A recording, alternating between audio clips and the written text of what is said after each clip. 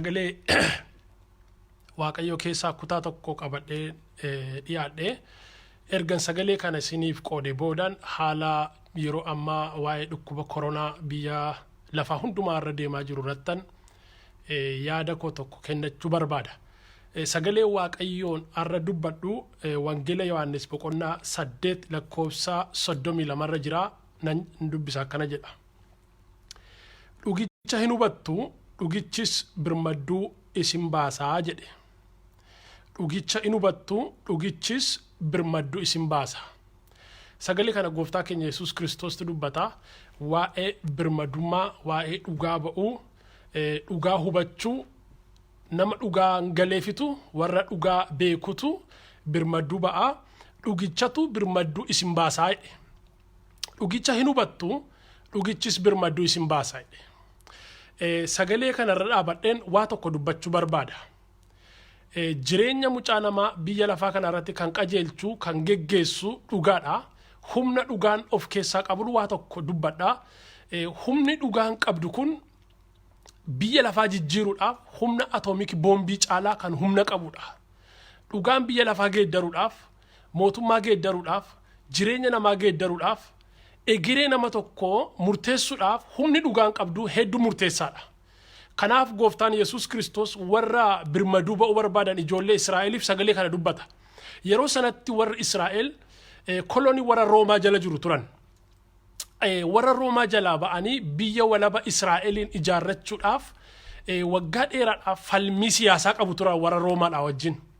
Kanaaf nama isaaniin bilisoomsee biyya walaba Israa'eliin isaaniif dhaabu eegu turan. Masii nama isaaniin bilisoomsu nama biyya walaba Israa'eliin isaaniif dhaabu nama garbummaa warra Roomaa isaanirraa cabsu eegu. Kana gidduutti Yesuus Kiristoos gaafa dhalatu egaa ati masiihicha isa birmadduu nu baasu isa biyya keenya bilisoomsu isa biyya walaba Israa'eliin deebisee nuuf ijaaruudha ati jedhaniin. Yeroo kana Yesuus Kiristoos isaaniif deebisee sagalee kanatti dubbata.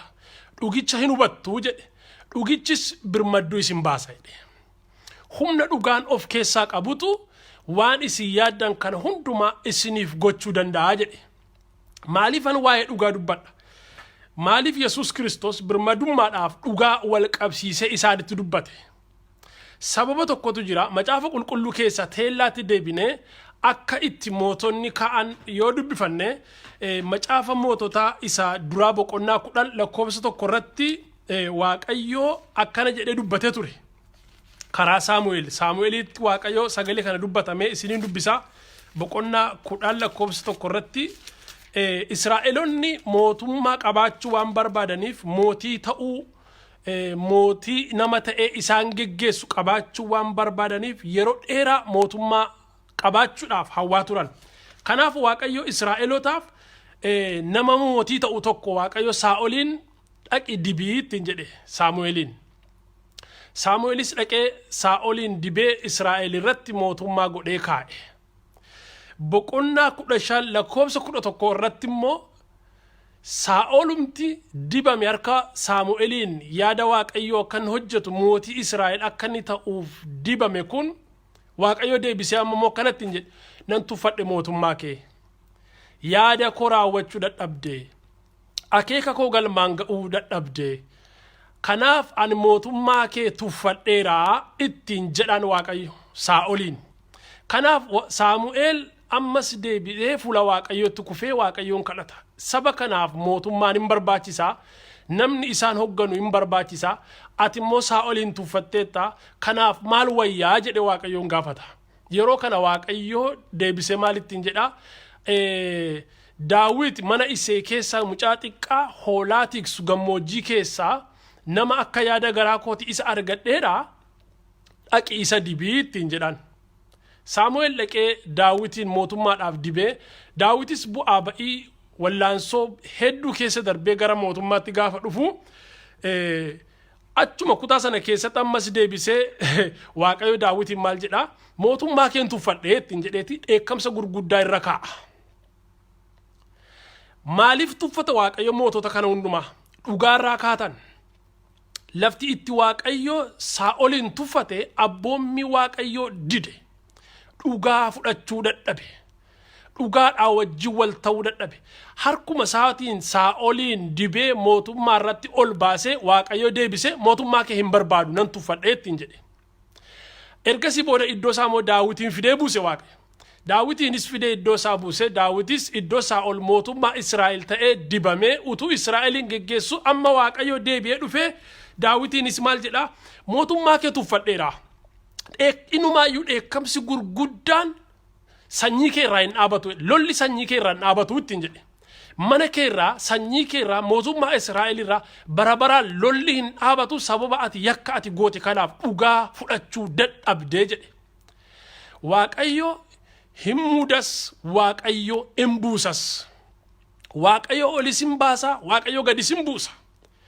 Egaa mootonni kun seenaa ijoollee Israa'el keessatti iddoo gurguddaa qabu. Yaada Waaqayyo fudhachuu didan, dhugaadhaa wajjin wal ta'uu didan, akeeka Waaqayyo galmaan ga'uu didan, gaafa dhaqanii mootummaarra ba'an loogii jalqaban. Waaqayyo wajjin morkiitti galan, Israa'elotaa wajjin morkiitti galan. Egaa kana duwwaa miti macaafa qulqulluu keessatti seenaan ijoolleen Israa'el keessa darban mootummaa isaanii hundumaa yoo dubbifattan hedduu isaanii Waaqayyotu gara aangootti fida. Iyyeessota maatii iyyeessaa keessa rakkatoota warra dhugaa dheebonne jedhanii dhugaadhaaf waggaa dheeraa bara dheeraa wal'aansoo hedduu keessa turan gara aangootti fida. Gaafa gara aangoo kanatti dhufan immoo deebi'anii dhugatti sanaa wajjin wal ta'uu dadhabu. Yeroo kana Waaqayyo deebisee isaan tufa. Amma egaa wanti mootummoota macaafa qulqulluu keessa jiru keessatti edda kana ta'e wanti kun har'as biyya lafaarra jira. Namooti hedduun gara aangootti dhufu fuuldura waadaa hedduu seenu hawwii isaanii karaa qajeelummaadhaan waan gaariidhaan agarsiisu gaafa dhaqanii mootummaa sana aangoo sana dhuunfatan booda garuu deebi'anii faalla sana dhaabatu. Yeroo isaan deebi'anii faalla sana dhaabatan lolli isaanii, xabiisii isaanii, morkiin isaanii deebi'ee isuma dura hojjechaa turanii wajjin ta'a. Yeroo kana egaa Waaqayyo dhimma sana gidduu galaa jechuudha. Yeroo har'a keessa jirru kana keessatti informationiin odeeffannoon hedduu barbaachisaadha. Biyya guddatan, biyya qarooman, biyya qabeenyaadhaan hedduu durooman dhukkuba miti, waraana miti, waan kamiiniyyuu ofirraa deebisuu dandeenya lafarraa jedhanii isa bira darbanii waa'ee samii, waa'ee hawwaa kana warra qorachuu jalqaban har'a dhukkubi koronaa hammam akka inni isaan miidhaa jiru ija keenya duratti argaa jirra jechuudha. Kanaaf biyyoonni hedduun saba isaaniitiif mootummoonni hedduun biyya isaaniitiif haalawwan garaagaraa mijeessaa jiru. Fakkeenyaaf biyyan jiraachaa jiru kun biyyi Siwiidiniidha. 7 lamaaf baajata 7 lamaa dhukkuba kanaaf namoota sababa dhukkuba kanaan hojii dhabaniif kirooneera biliyoona 300 ramadde. Akkuma dheengadda argitan mootummaan Kanaadaadha sababa dhukkuba kanaan namoota hojii dhabaniif namoota dhukkuba kanaan miidhamaniif akka mana isaaniitti gargaarsi mootummaan kennuuf labse. Biyya hedduun baajata humnaa olii ramadaatu jira jechuudha. Haala akkasii kana keessatti biyya keenya keessatti garuu faallaa kana kan ta'aa jiru intarneetiin uummatarraa cufame, bilbilli uummatarraa cufame, inumaayyuu amma immoo ibsaan itti dabalame. Bishaanni yeroo ammaa kana keessatti daran hedduu barbaachisaadha. Yoo bishaanni qulqullinni hin jiraatin dhukkubni kun vaayirasiin kun hedduu akka inni wal horuu danda'u warri beektonni ogeessonni fayyaa hedduu dubbataa jiru. Har'a biyyi Awurooppaa fayyaadhaan hammam guddadhe jedhu dhukkuba kana kontiroolii gochuu hin dandeenye. Ilaalaa guyyaa tokkotti Xaaliyaanii keessatti nama 600 oltu du'aa jira. Guyyaatti. Kanarraati beekumsa muuxannoo horadhaati saba keessan tajaajila. Akkasumas mootummaa Itoophiyaadha wanti inni gochuu qabu labsii mana barumsaa dhaabuu, labsii filaayitii dhaabuu miidiyaatti dubbatan qofa hin taane practically lafarratti gadi bu'anii hojjechuutu irra jiraata. Mootummaan karaa tokko miidiyaadhaan hojiin hin jiru jedhee labsaa, karaa biraa immoo ofii isaatii immoo kaampeenii biraatti jira, duula kan biraatti jira, adeemsa kan biraatti jira. Kanaaf dhukkubni kuni waan namni biyya keenya yookaan even mootummaamti sunu hedduu waan hubatee jiru hin fakkaatu akka ilaalcha kootti. Kanaaf xiyyeeffannaa argatu xiyyeeffannaa in argatin jira. Wal balleessuuf ta'a. Haala gaaga'amaa fi goolii siyaasaa biyya sana keessa jiru irratti dhukkubni kun dabalameera. Dhukkubi kun immoo maal fidee dhufa? Kiraayisisii dhukkubi kun fidee dhufu dinagdeedha. Fakkeenyaaf amma biyya Siwiidin keessatti Volvo kaampaaniin biyya lafaa irratti beekamaadha. Volvo kaampaaniin kaleessa akka jirutti hojjettoota 20,000 qabu hundumaa hin gaggeesse, hin cufe. Namni 20,000 professionally Volvo kaampaanii keessa hojjetu kun deemee maal ta'a independent mootummaa irratti hirkataa ta'a jechuudha. Biyya kanaa egaa mootummaatu sappoortii godhe nama. Biyya keenya eenyutu nama gargaara? Eenyutu isaan gargaara? Dhukkubni kun gaafa nama fixee deemu nama fixuu duwwaa miti. Dinagdee biyya sanaas fixee deema. Ilaalagaa haala gaaga'amsi siyaasa biyya sanaa keessa jiru. Madaa kuufamaa jiru. Dhibdee biyya sana keessa jiru. Rakkina biyya sana keessa jiru. Hundumaa walitti dabalee gaafa dinagdeen kun itti dabalamu Itoophiyaan akaldaamaa ta'uuf deemte jechuudha. Itoophiyaa guddoo, Itoophiyaa jaallatamtuu, Itoophiyaa isheen duriin isaan faarsan sun si'oolitti jijjiiramti gaafa kana. Foreign affairsiin biyya sana keessa jiru sin baqata. Imbaasonni hedduunis cufanii baqatu. Kaampaanonni bakkee biyya sana keessa jiru sin baqatu. Dhukkubni kun hunda caala kan inni miidhuuf ta'u biyyoota hiyyeessa keessattuu biyyoota Afrikaa gaaga'a guddaarra buusuuf deema. Kanaaf adaraa waanan jedhu xiyyeeffannaatti kennaa. Dubbii kana jabeessaa ilaalaa. Kadhannaa duwwaadhaan waan baatan miti. Kadhannaa duwwaadhaan waan baanu miti. Ofa eeggan Waaqayyoon isa kadhannu. Waaqayyoon kadhachuun baay'ee murteessaadha. Harka keessan dhiqadhaa. Harka keessan dhiqachuun baay'ee murteessaadha. Garuu dubbiin harka dhiqachuu duwwaa miti. Wal cina taa'uun harka dhiqattanii yeroo wal galtanii waaqeffattanii namni waldaa keessa wal cina taa'a. Bitaa mirgaa walitti mamaxxanee sayyuu walitti dhiyaatee taa'a. Walii wajjin faarfata. Yeroo faarfatu namni hafuura baafata. Hafuuranii baafannu kana keessa jira vaayirasiin kun. Namni dhukkuba kanaan qabame waldaa tokko yoo seene guutummaa waldaa sanaa bakka sokkuu danda'a jechuudha. Namni tokkitti waldaa isin bor itti nama waamtan sana keessa qabamee seenaan nama 500 hamma 1,000 nama guutummaa waldaa sana keessa seene hundumaa murruqii fixa. Kana quba qabaadha. Warri bishaan balbal dura sinii kenneerraa harka dhiqattanii ol galtanii waaqeffatu jettan atattamaan labsii kana dafaa geeddara. Biyya sana keessatti yeroo jalqabaatiif wangeela mootummaa Waaqayyoo kan lallabee waldaa makaneessus. Waldaa makaneessus waaqeffannaan hin jiru mana keessanitti waaqeffadhaa. TVdhaan isin tajaajila, reediyoodhaan isin tajaajila, gurmuudhaan muraasa ta'a mana keessanitti waaqeffadhaa jettee labsiteetti. Waldoonni gurguddaan kan biroonis labsaniiru. Warri ministirii dhuunfaa, waldooti dhuunfaa banatanii jirtan piliis dubbii kanatti yaada. Sababa keessaniitiif namni akka hin dhufne. Sababa keessaniitiif gaaga'amsi guddaan akka hin dhufne. Waldaan keessan maashinii dhukkuba kanaa ittiin baay'istee facaaftu akka hin taane. Dubbiin kun oolee bulee isin gaaga'uuf deema. Lammata yeroodhaaf namni yoo mana isaatti waaqeffata rakkina qabu. Sagantaa hedduutu jira. Bara darbe biyyan tureenis iddoo hedduu dhaqee tajaajilee argeera. Yeroodhaaf konferensii na dhaabatu. Yeroon kun yeroo konferensiiti beekamaadha. Bona yeroo kana nama 3,000 4,000 dirreetti wal ga'ee waaqessa yeroo konferensiiti. Hadhaabbatu konferensiinis yeroo kanaaf.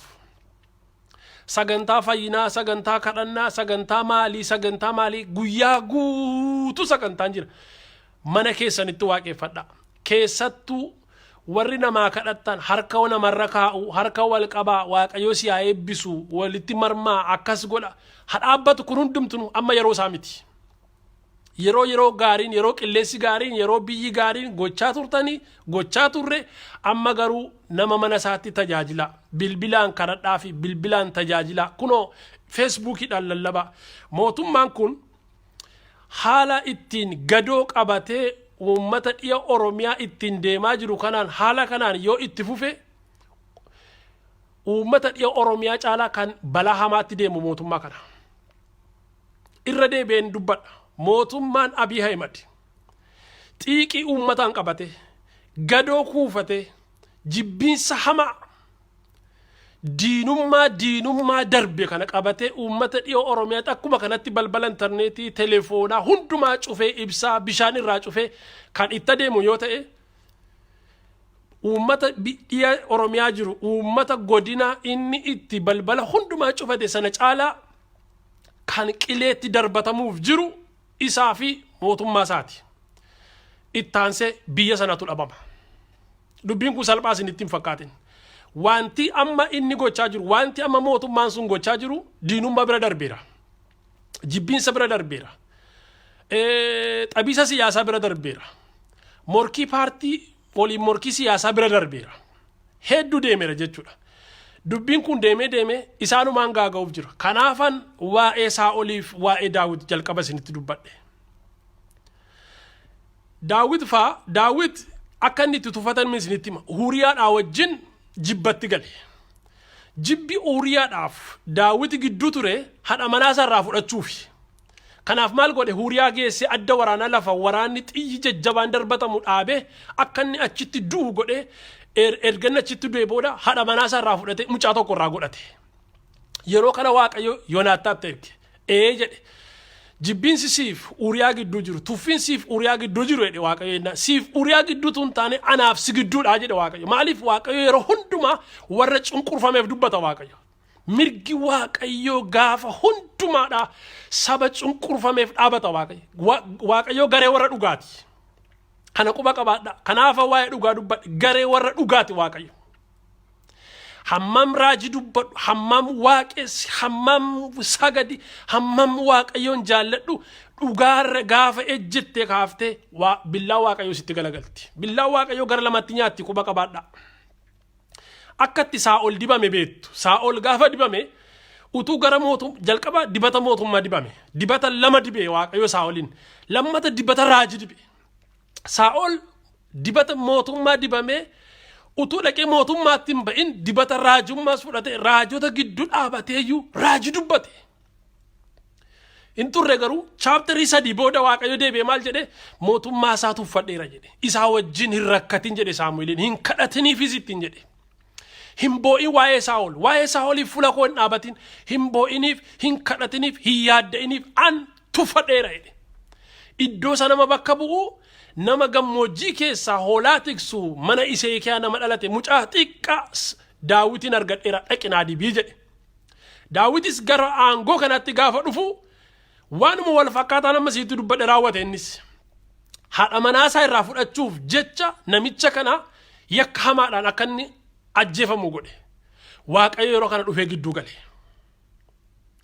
Tarii wanti mootummaan sun dhiya Oromiyaa keessatti kan hundumaa godhuuf waraana bilisummaa Oromoo dhiya Oromiyaa keessa jiru fixuudhaaf garuu dubbiinsaa dubbii waraana bilisummaa Oromoof dubbii siyaasaaf dubbii paartii bira darbee hedduu deemira.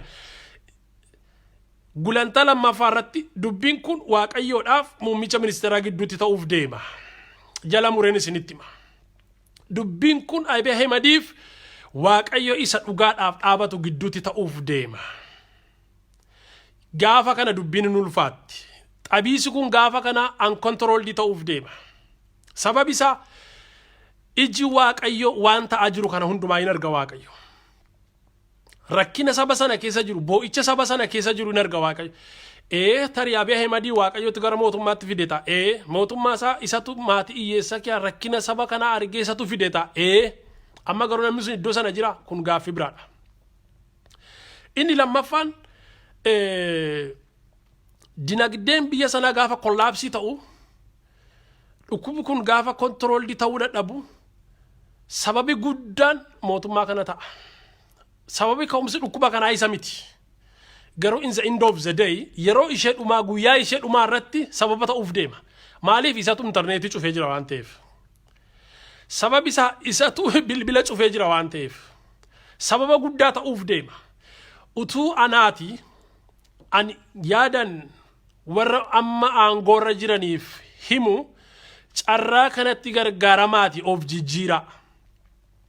Carraa kanatti gargaaramaati saffisa guddaadhaan warra balbalatti cuftan hundumaarra balbala keessan saaqa. Carraa kanatti gargaaramaati namoota sababa yakka utusaa hin qabaatin sababa siyaasa duwwaa funaantanii mana hidhaatti naqxan san hundumaa saffisaan hiika. Isiniif kun sababa carraa guddaadha. Carraa kanatti gargaaramaati uummata wajjin wal dhabdan sana araarfadhaan jedhaan. Akka kootti utu anaati sababa kanatti gargaarameen interneetis bana.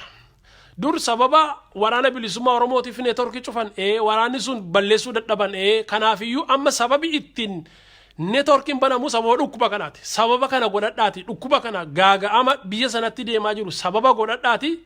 Biyya sana araarfadha uummata sana araarfadha interneetii bana namoota hidhaman hiika namoota wajji wal gaddisiiftan hundumaa dhiifama gaafadha.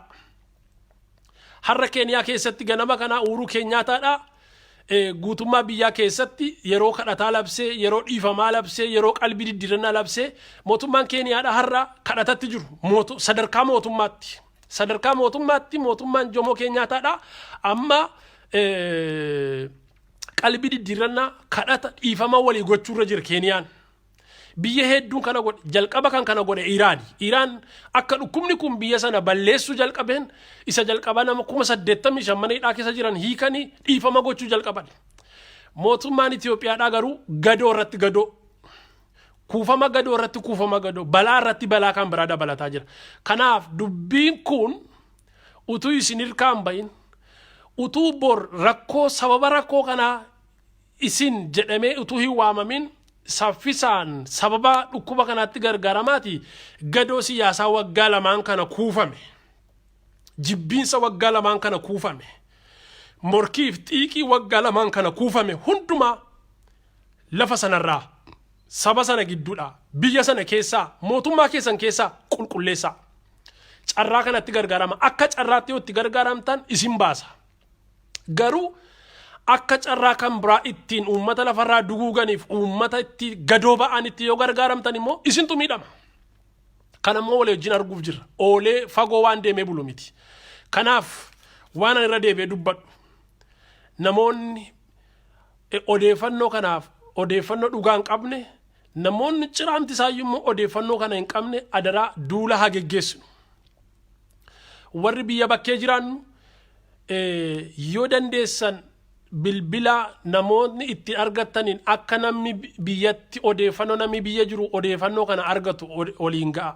Harka dhiqachuu duwwaadhaan namni waan dhukkuba kanarraa hafuu itti fakkaata. Akkasin ta'u.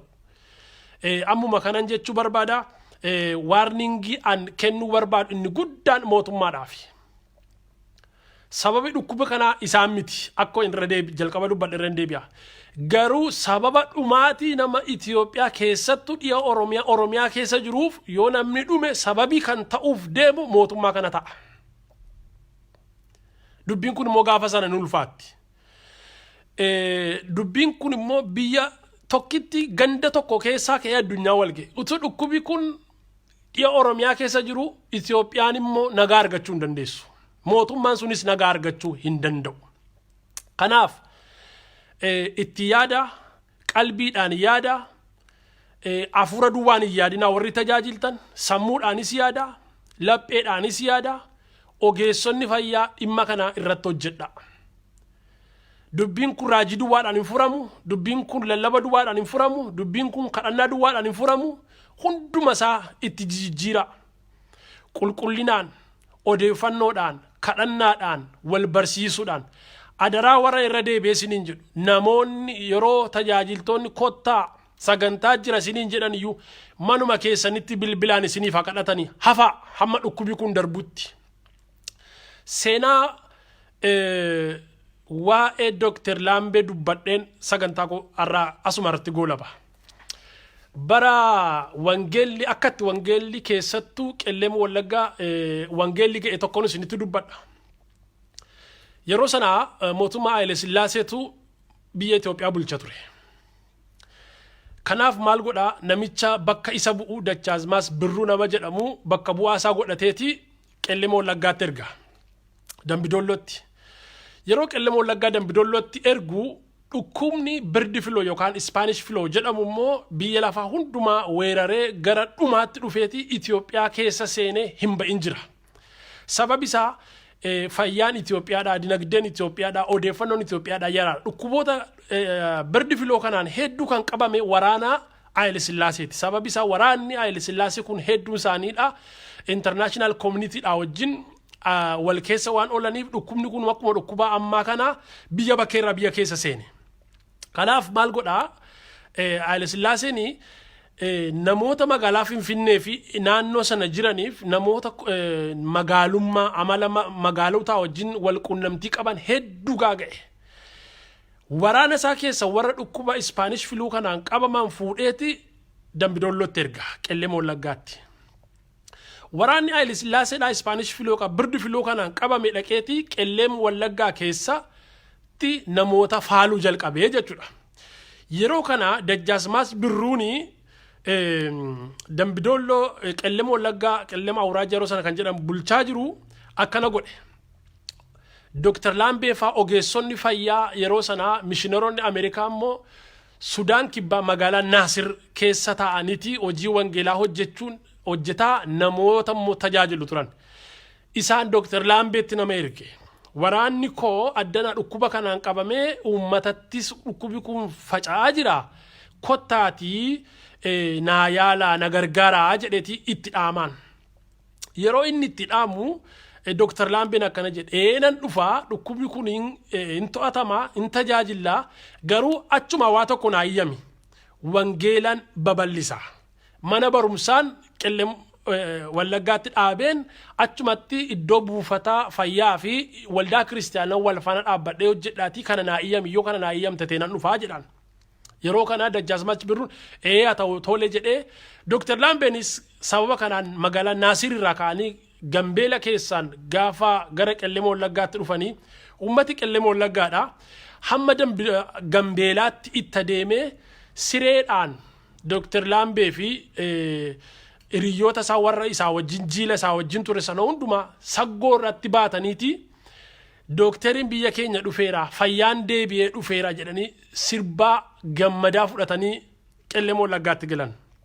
Dr. Lambeen akkuma Dambidolloo ga'uun lafa har'a manni barumsaa beezii itti ijaarame sana isatu gaafa sana achitti buufata fayyaa fi mana barumsaa wal faana achitti dhaabeeti waraana Dajjaasmaach Birruu yaalee isaan fayyani booda uummatas yaale.